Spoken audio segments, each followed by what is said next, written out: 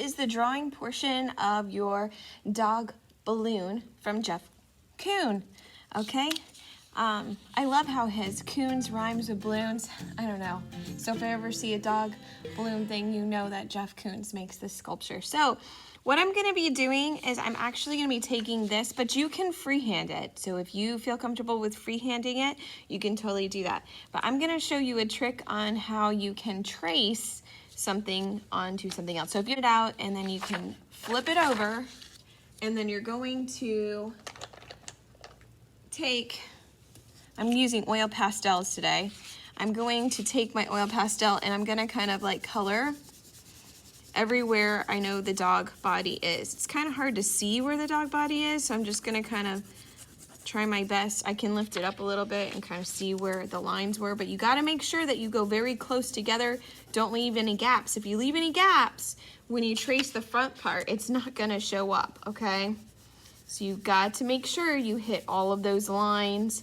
Now I'm leaving some gaps because I know the lines aren't existing there, so I'm trying to look where my lines are, and I'm making sure my oil pastel is hitting those parts like really darkly so that I can see it when I go to trace over on the front. So here I go. You can do this with any kind of drawing or printout. You can print out and you can either use oil pastels or you can use a pencil. It doesn't have to be oil pastels. It could be color pencil, it could be crayon. Whatever material you want to use, supply you want to use, you can use that. It doesn't have to be oil pastels. This works with pencil and with all of those other art supplies, okay? So now, once I have all of that, make sure all my lines are covered. I see I missed one right here. Now I can flip it over. I can place it on here, try to center it like that. And now I can go with a pencil or a pen, and you're going to press pretty hard, I might add, on your paper so that you can see the oil pastels when you lift up your paper. But try to remember, if you lift up this paper right now, if you move it, it's going to be off the lines and you might have to try to line it up, and that's super hard. So what I suggest is you can tape your paper down onto your other paper. So tape this one onto that one, and then that way it doesn't move. And that way, if you want to peek at it, you can, because you have that tape there, it's not going to move. But if you just tape one end, like one end, then you could lift it up and look to see how it's going. Okay, so I do suggest putting tape on it, so that helps. Okay. All right, so you're just going to keep going until you've gotten all your lines traced.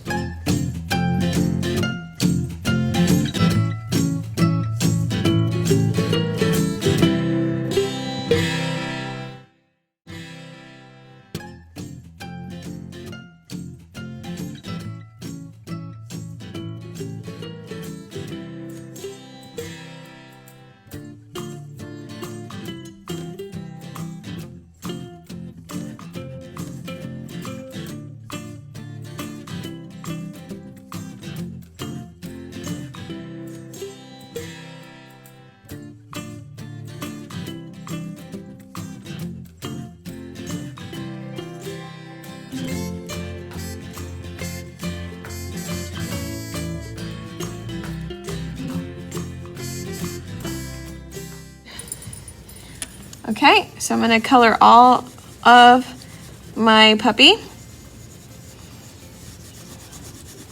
with one coat of oil pastel. All right, and you just put in a layer. The key to oil pastels is layers, guys, layers, layers, layers, and lots of layers.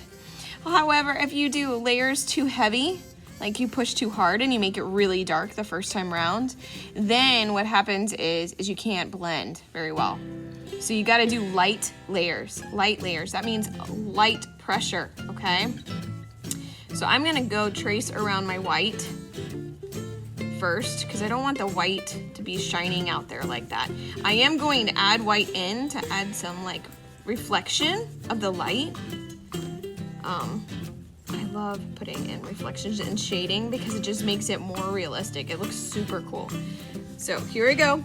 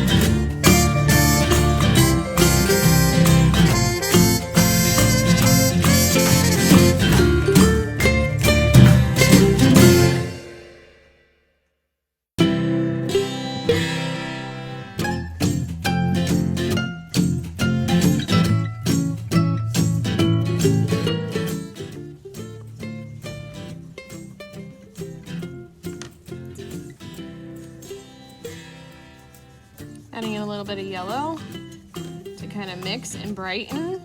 And then I'll probably add another layer of red over top of that.